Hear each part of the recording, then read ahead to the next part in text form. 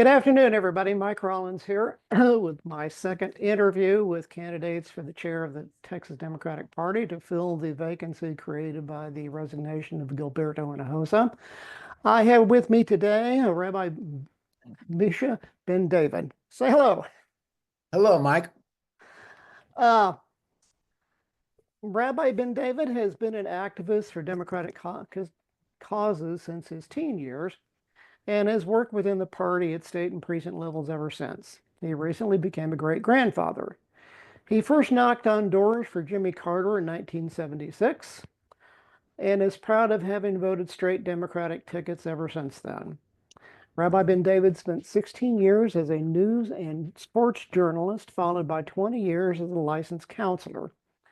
He graduated from a rabbinical school in 2012 and holds degrees in theology and human services. He is a working musician.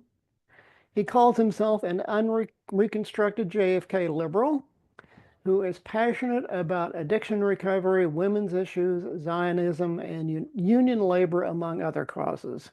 He has been in recovery from alcoholism for 35 years. You can follow him on Twitter or X at the Austin Rabbi. So, welcome this afternoon. I really appreciate this chance to get to know you. I haven't seen all the forums, but I haven't seen one you've participated in, so I really do appreciate this chance to have a conversation and get to know you better and why you're running. Thank you. I'm glad you're doing this, Mike. This is important. So, I'd like to kind of start off first by getting to know the candidates a little better personally and to getting more into their view of the party and what they would like to do as chair once they get elected. So it sounds like you have had an interesting career. Are you native Texan? If not, where did you come from? I've lived in Texas since 1984. Okay.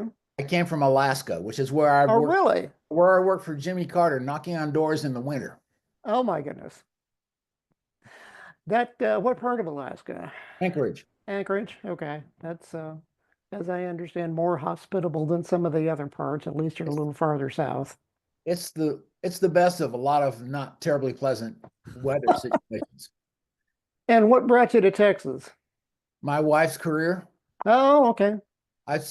First moved to Houston, then Dallas, and finally Austin in 1989. Okay. And what got you into Democratic politics originally, aside from wanting to knock on doors for Jimmy Carter? As a child, um, I was born in England and I grew up in England Okay. till I was 10. When I was 10, I moved to Alabama, and this was in 1963 in Alabama. And you can imagine what that's like. I Yeah. I observed some things I just was really offended by. I observed restrooms and lunch counters and various facilities restricted from Black participation. And even as a child, I thought, that's wrong. There's something wrong with that. That's crazy. And I discussed it with my mom, and my mom reaffirmed that it was wrong, and she was English and she didn't approve of it. Hmm. So I started thinking right then that we can't do this. Something's got to happen. And I'm 10 years old. What can I do about it? And then John F. Kennedy was assassinated. And that hit me really hard because I thought he was a great man, even though I was just a child. Thought he was a great man. And I decided that I was going to follow in those footsteps. Okay. Well, that's a pretty good inspiration to start with. So after knocking on doors, you said you had served with the party in various levels, precinct level and on. I served at the precinct. I was a delegate to state from my Senate district in Dallas and also from my Senate district here in Austin in different elections. Okay.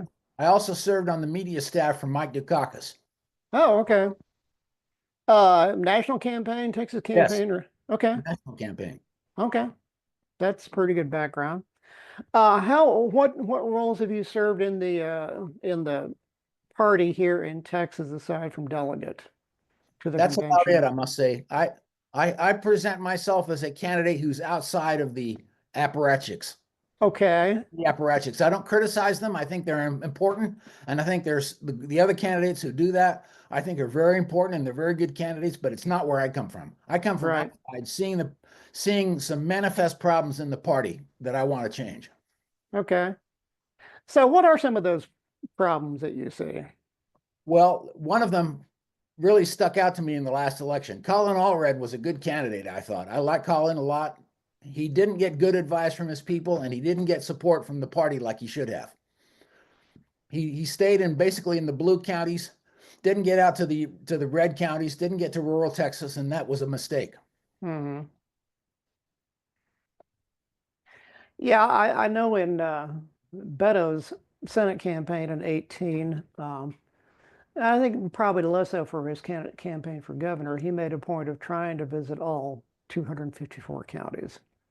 Which is something I've pledged to do. Okay. Um, Given that you don't have much experience in the party, what kind of skills do you think you bring to from other would bring to the chair's role from other things you've worked on? Well, as a reporter, I was a news and sports reporter, but as a news reporter, I was an investigative reporter. Oh, okay. I worked in the legislature in the 90s. I worked in the legislature when George Bush was governor. Okay. And I got to learn how politics works, who scratches whose back, and what it means and where it comes from. I learned Right. all those things. And that's important knowledge that the chair needs to have, I think. So who were you working for then when you were a reporter? I worked I worked for a local radio station here in Austin. I also did work for CBS News and ABC News. Okay. I'm just curious, since you were there about that same time, did you ever run into Molly Ivins or know her? I certainly did. Okay. I loved Molly. We had a yoga class together in Oh, the really? last years of her life. Yes, we did. Uh, I loved Molly. I thought her loss was traumatic to Texas, just like Ann Richards. yeah, yeah, I think so too. The two strong women that gave a lot of inspiration to a lot of people, and Right. they both certainly had their own unique spin on things. No question. And Molly had a way with words too. She certainly did.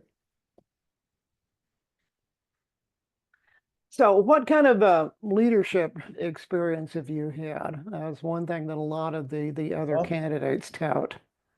that's good. And they do have a lot of leadership experience that I do not have Okay, within the party. I've also okay, in business, I've hired and fired people. Definitely done that.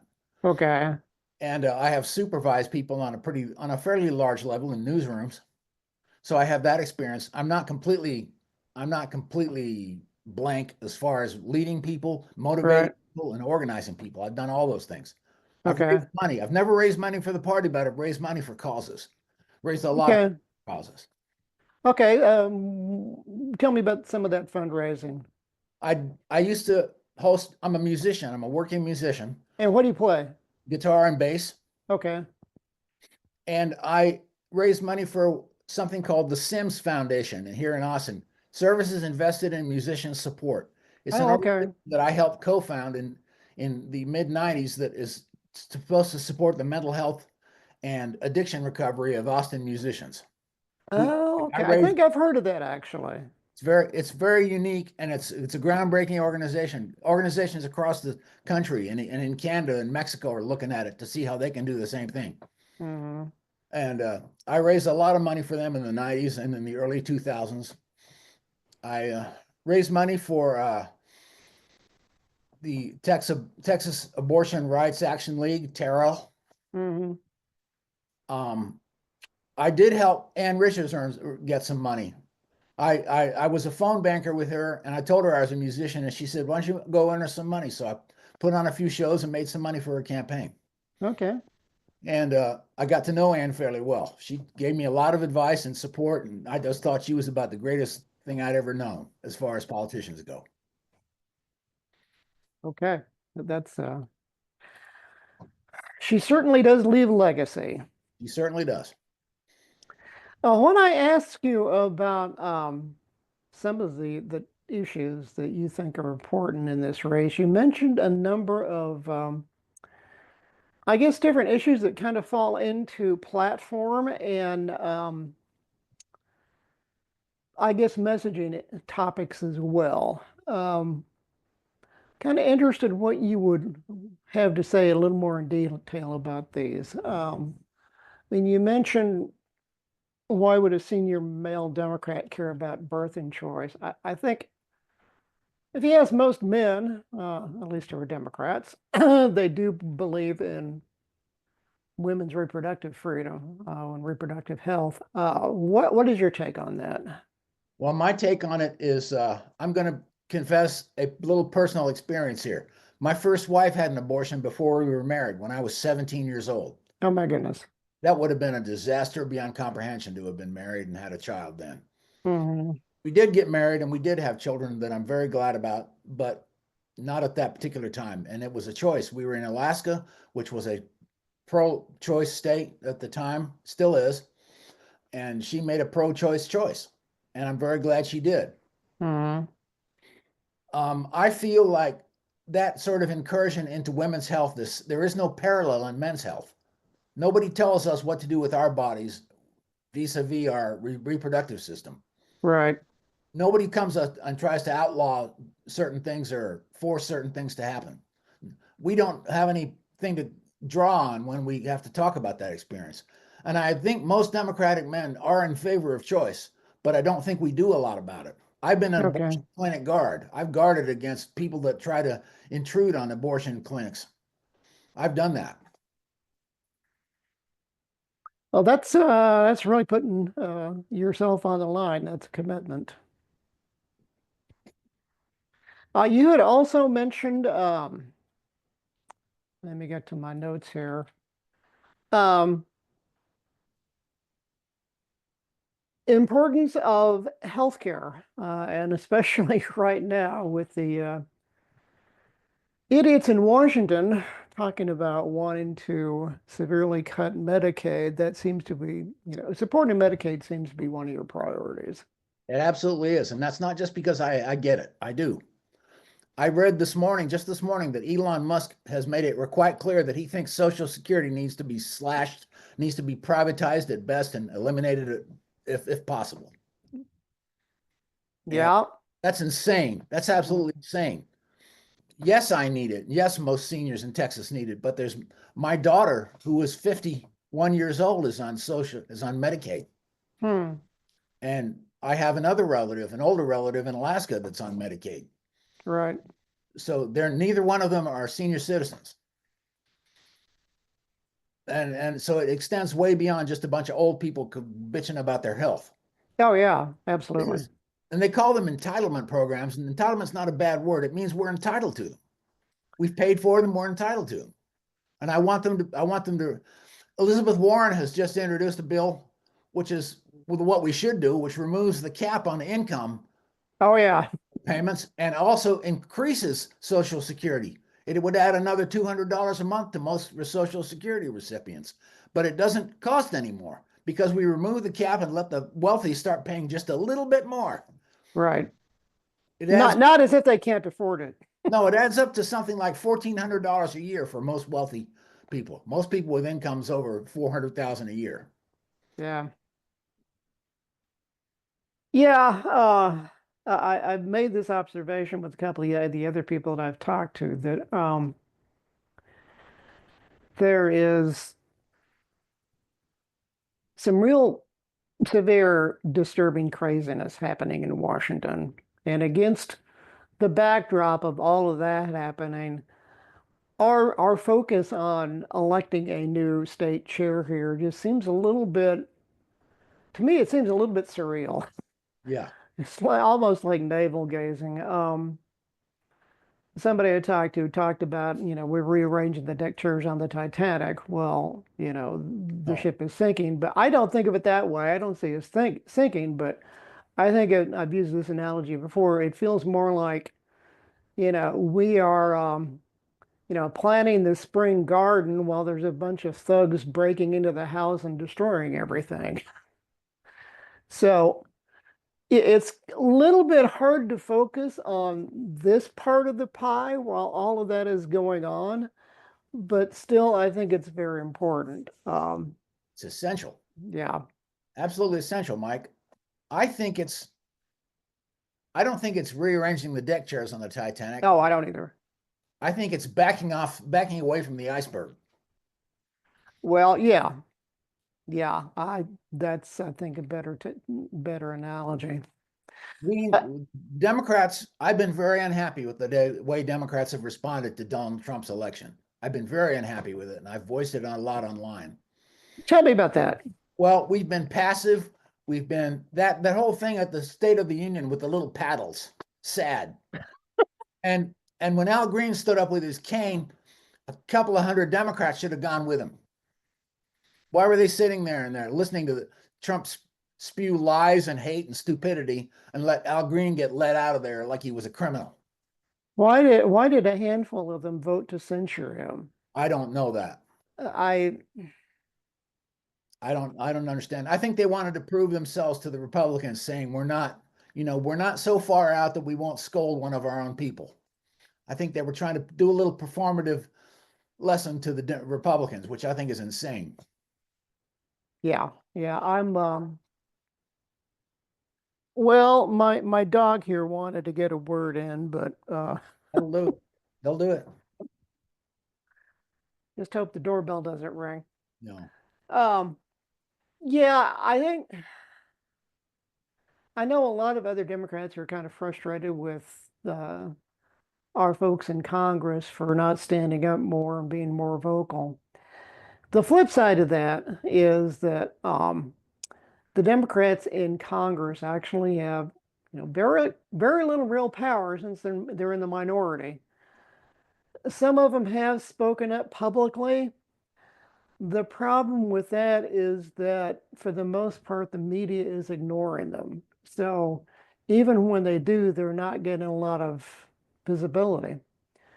In the larger picture, I think back to uh, civil rights movement, the environmental movement, which are things that happened in my lifetime, and probably before that, even with unions. That in the big scheme of things, real change really has to come from the grassroots, from the people. Um, Politicians very rarely lead; they follow where they think the public is going. So, what that says in our current time, that we, the people, really need to rise up, take to the streets, make our voices heard, show up at town halls when they have them, and basically lay the groundwork so that our democratic leaders can actually have the backing to get something done and get a majority elected. So, kind of in that context, the role of the party and the role of elected officials becomes a little bit more difficult. What do you think the party ought to be doing, kind of in that environment? Well, we live in a red state and we live in a state that's trying to steal taxpayers' money and give it to rich people Oh yeah, in the form of the voucher scam. yep, And even a lot of Republicans, a lot of conservatives, I know two conservatives in my neighborhood who agree with me that the voucher is a scam, vouchers are a scam, and conservatives don't support them on the bottom. right. There are a few extremist right-wing Republicans that support it, and they're trying to drive it through the legislature with brickbats. Hmm. They're trying to force the issue. They won't let the public vote on it. They don't want it to come to a referendum. Right, it'll They just want lose. to jam it through. So Hmm. we have the advantage of having a problem right here in our own backyard that we need to deal with, which is 30 years of Republican stupidity, corruption, and ineptitude. Hmm. We've got to get rid of it. And the way Democrats are going to do that is by organizing in the rural counties, the blue counties, and the purple counties. We've got to all rise up. We've got to build democratic organizations everywhere in Texas. There's a lot of places that don't get support from the party. They don't have the Hmm. party showing up. They don't have the party contributing. They don't have the party strategizing there. And that's going to end if I'm chosen to be chair. Right. So, kind of your answer to that is more grassroots organizing by the party, then. Absolutely. Okay. And I think nearly every candidate I've listened to in the forum and I've talked to has agreed that's what we need to do. How would you go about it? Well, as I said earlier, I'm going to visit every county in Texas. Let me say every county that wants me. Okay. If the Democrats in the county don't want me, I'm not going there. The Democrat, Okay. that's you said grassroots. It's got to start with people in the county saying, I've had enough of this crap. Hmm. It's got to start right there. And if people are saying that, I'll be there. And I will bring with me resources, not just show up for a coffee clutch and a speech. I'm going to show up with resources, with people and organization and strategy and money if possible. Hmm. And there will be money. The money's there. It'll show up in the rural communities that are, that we almost won Tarrant County. That would have pushed it Right. over. Almost won Tarrant County. Right. We're going to win Tarrant County next time if I'm chair. Okay. Well, everybody would like to see that for sure. Um, Another issue that's kind of tricky in Texas, especially given our culture, is gun safety, gun violence. How would you approach that? Well, what tack do you think the party ought to take on that? I say common sense. A lot of people say common sense approach to guns. First of all, no hunter is going to lose his or her weapon if I'm in power. Right, If I were to, right. if I were to be governor, which I want, I'm not going to run for that sort of thing. Mm, No hunting weapon is going to come out of anybody's hands by the law. right, And I want to assure every Texan that's the case. And a lot of people say, yeah, but that's just a slippery slope. They've been saying that since Walter Mondale was running for president in 1984. And right, we've had Obama, we've had Clinton, we almost had Al Gore when we had Joe Biden, and nobody lost a gun. Nobody lost a hunting rifle. right, Nobody lost a revolver in their house for protection. Nobody lost, right. but we need to get rid of automatic weapons and bump stocks. They need Hmm. to be gone. Okay, Just some of them, but all of them. I'd like to get as many of them off the street as possible. And that's going to come again from the grassroots of the Democratic Party, because Republicans don't give a damn. They don't care how many schools get shot up and how many kids get killed. It doesn't bother right. them at all. The night of the shootings in Uvalde, Greg Abbott went to a cocktail party mixer. Oh yeah, I remember that one. Talk about being insensitive and not paying attention to. Well, I actually, it's more like sticking your thumb in the eye of people who are grieving. He's still never been there and talked to those people. Yeah, it's so given that a lot of that is a federal issue, what do you think we can do in the state about it? Well, we can do a lot in the state about it. We have Greg Abbott believes more guns on the streets are better. Right. People with more guns is better for Texas. He wants guns in the classrooms for the teachers. Yeah, like having a shootout in the hallways of a school is a great idea. Mm, I have some refutations of all that thinking. I'm not going into them now, but I, mm, I can tell you why that thinking is so bass backwards that it's ridiculous. right. What we can do in Texas is we can make people have to get licenses to own guns, have to pass safety, have to get safety tests. Okay. I'm not a gun owner. I've thought about becoming one, and if I did become one, my wife and I have an agreement. We would not become gun owners until both of us had gone and gotten lessons on how to use them. We will not Okay. have guns in the house without both of us knowing exactly how to use them. Right. I think everybody who owns a gun needs to be properly instructed in the use of them because they're dangerous. Just like cars, Hmm. we do it with cars. Why wouldn't we do it with guns? One interesting proposal I've heard is that we require gun owners to have insurance, just like we Yeah, great require idea. drivers to have insurance. Great idea. Hmm. The president of Mexico seems to know some things that Greg Abbott doesn't know. She thinks she is suing gun manufacturers because we're importing guns into Mexico, even though it's illegal to own them. We're importing guns into Mexico greater and greater amounts every year. Yeah, yeah, I saw that. I think that was last week she brought suit. Yeah, the discussions I've had about that with other folks in Texas are, Texas is a still, despite all the people who have moved here from other parts of the country, has its roots as kind of a frontier, rugged individualist gun owning culture. And the words, I mean, language is important. You don't talk about gun control here.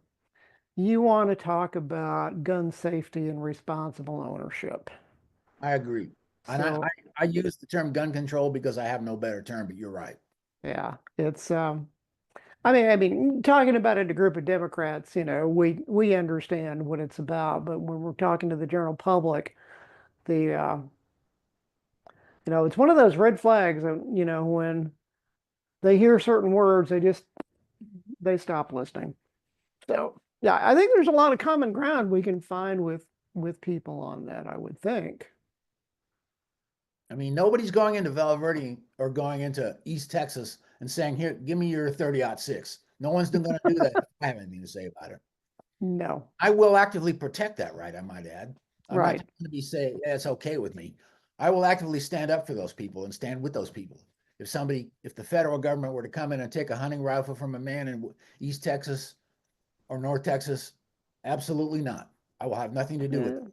Hey, I know people who hunt, I mean, deer hunting, and yeah, full disclosure, I'm a vegetarian. Okay. But I have a lot more respect for somebody who will go out and kill their own game and bring it home and feed their family with it than I do with somebody who goes and, buys a tenderloin from the butcher and doesn't really think about where it comes from. Um, I grew up with guns in Oklahoma. My dad and my granddad were big duck hunters. I mean, um, it's not as much a part of my culture as I guess some other people who still hunt, but I think I never had a desire to own an automatic weapon though, or felt like I needed to have one. It seems like a misplaced expression of masculinity or power or something. Control, yeah. Yeah, I mean, Ted Nugent's real big on his 50 caliber machine guns in his backyard. And a lot of people think that's great. And he takes a lot of veterans up there and he lets them shoot machine guns and they have a good time. That's all well and good, but that's not what's happening with most of the automatic weapons. No. Out into the streets, they're getting into the hands of gangs and traffickers. Yeah. That's where they're going. Yeah, that's why Mexico is suing us. Yeah, another topic you talked about is an interesting one that I think has caused a lot of problems over the last year in the Democratic Party, over the last year and a half, actually. And I'll frame this in the context of there were a lot of Palestinian supporters who were very upset with the Biden administration over how they had supported Israel after the October terrorist attacks by Hamas. Protest on campus, etc. And I mean, at least up here, there were one Muslim neighborhood where there were Jill Stein yard signs out. Where I mean, they weren't going to vote for he who shall not be named, but they weren't going to vote for Biden or Harris either. Given that that's a such a difficult and contentious issue within the party, uh, you told me that you feel Zionism is important to I do. Democrats. Why do you think that? Well, first of all, let me make a very clear, specific, and precise definition of Zionism. It, Okay, it means one thing and one thing only. There's no ifs, ands, or buts to this. There's no addendum. okay, Zionism means the right of the Jewish people to have a homeland. It doesn't mean okay, or it doesn't mean the right of the Jewish people to kill anybody or to take over anybody's land. It doesn't mean any of that. So if you're for Zionism, you're simply saying, yeah, Jews need a homeland. Muslims have 22 homelands, and Jews have a homeland that's smaller than any of them. hmm One homeland. That's all we have. And that's what it means. And that's why I support it. Because I am a Jew, but Israel is a multicultural society. Arabs live there freely, Palestinians live there freely, Christians live there freely, atheists live there freely. Religion is not a major feature of Jewish life unless you're an actual practicing Jew. But beyond that, I don't, and let me say that I don't believe being in favor of Zionism means being anti-Palestinian. I Okay, don't buy that argument, won't support it. And I right. know this is a divisive issue within the party. I realize that. And I accept that some people don't see it the way I do. I see it as Israel was attacked, Israel responded. We didn't, after World War II, we didn't say, what's going on? They're firebombing Dresden. What's up with that? Nobody said that. Said it's war. They They've started, been saying it later, yeah. but they didn't say it at the time, They said at to the my time. knowledge.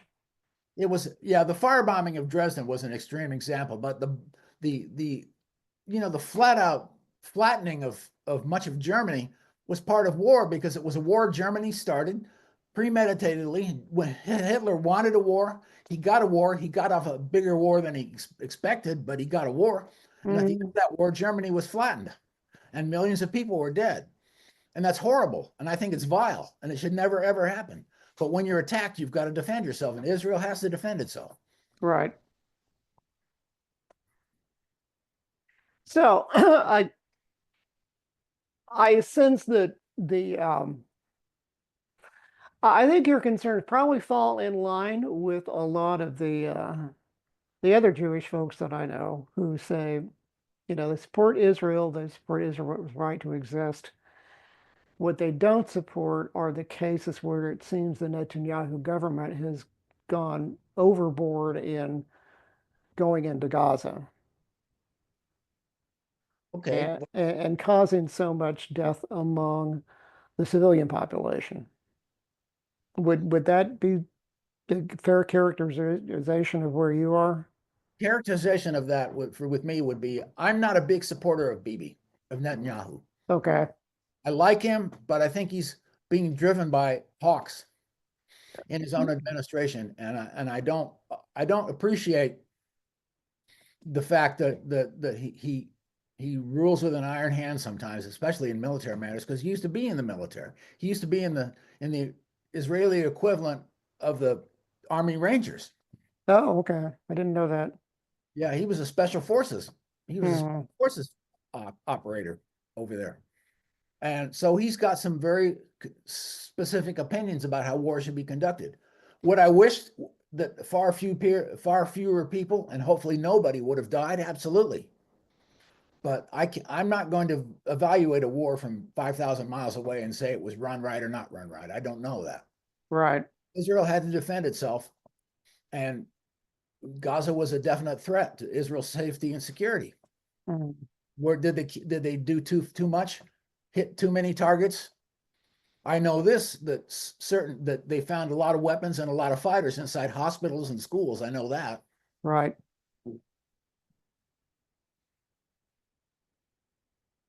But Well, I think as I said, that let me finish my.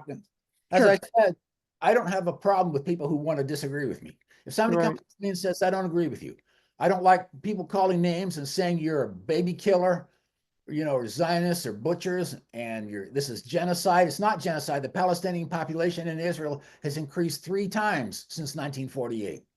So it's not genocide. It's not. Right. Okay.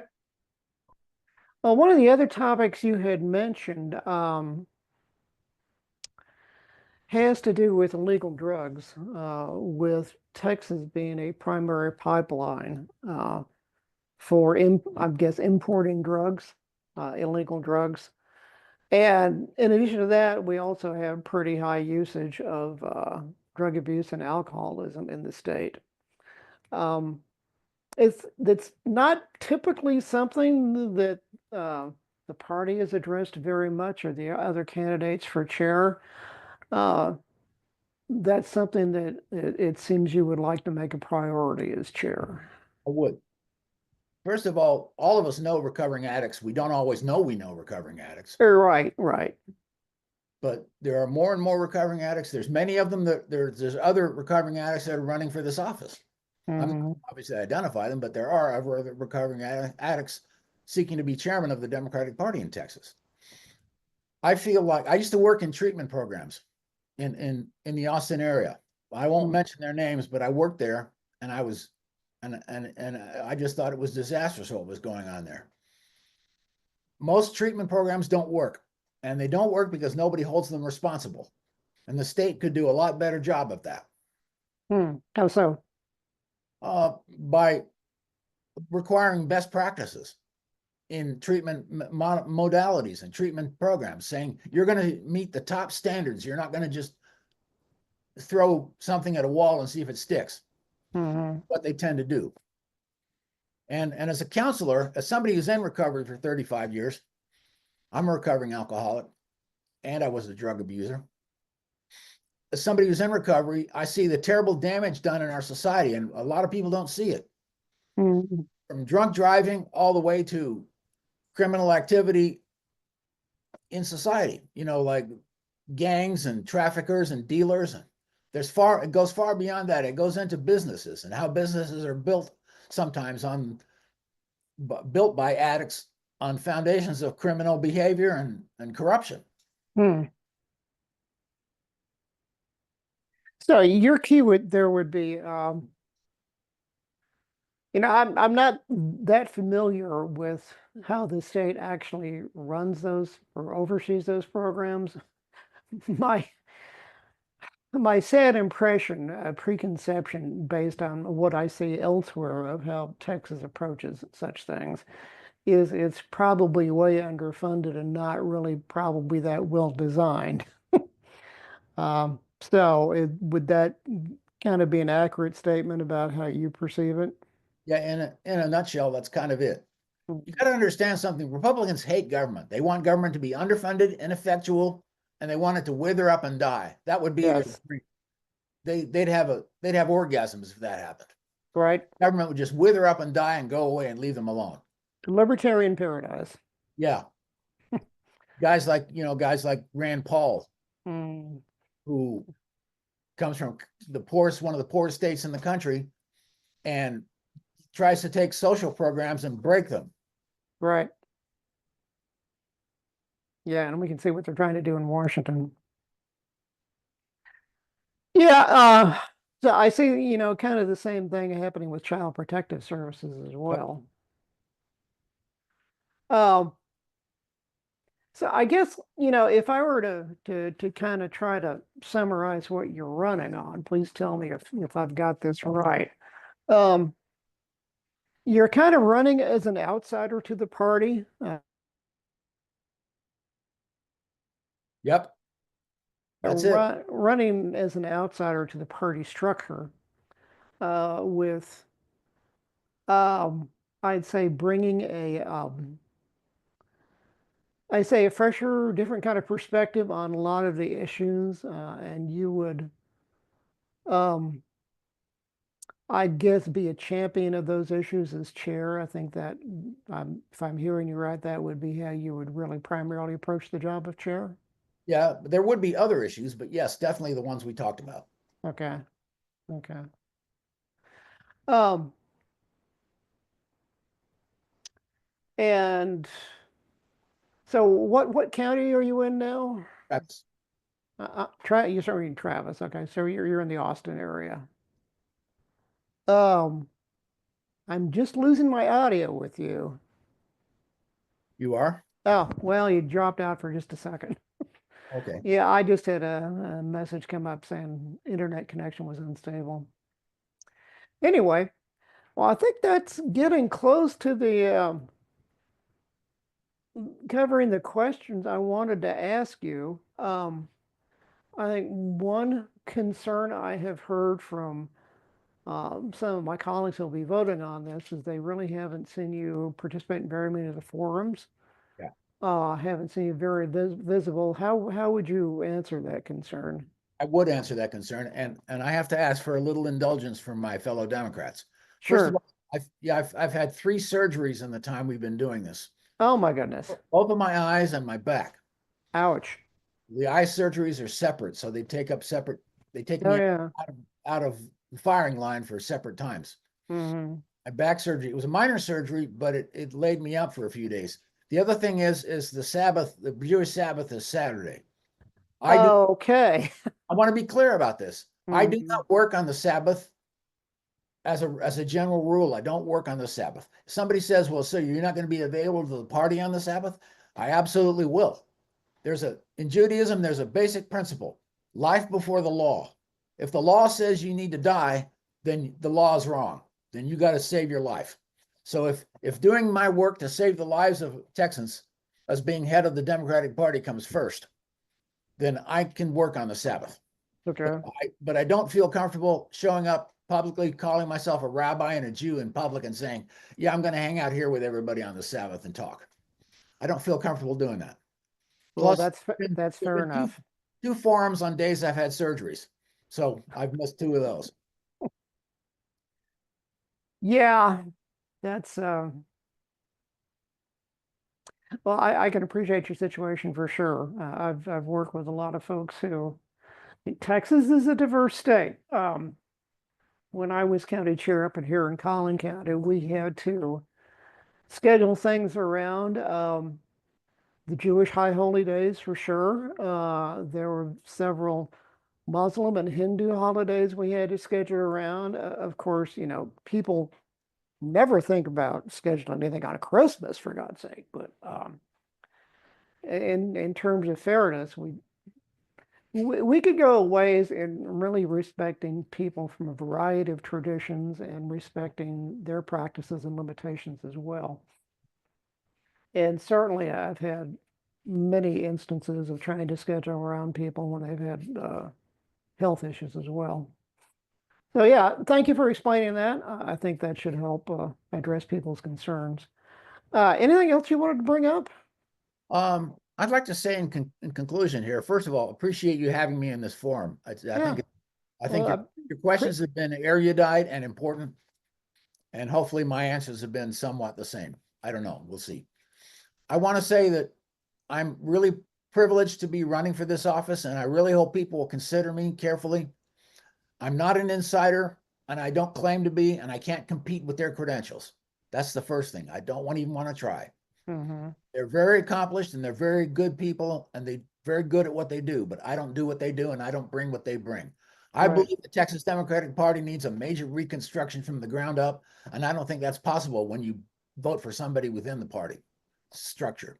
Mhm. You've got to go outside to a fresh outlook, a fresh set of tools and values, which is what I have. And I am an unreconstructed, unrepentant John F. Kennedy liberal, and I always will be. Not many of those left around. Oh, we're dropping like flies. Yeah.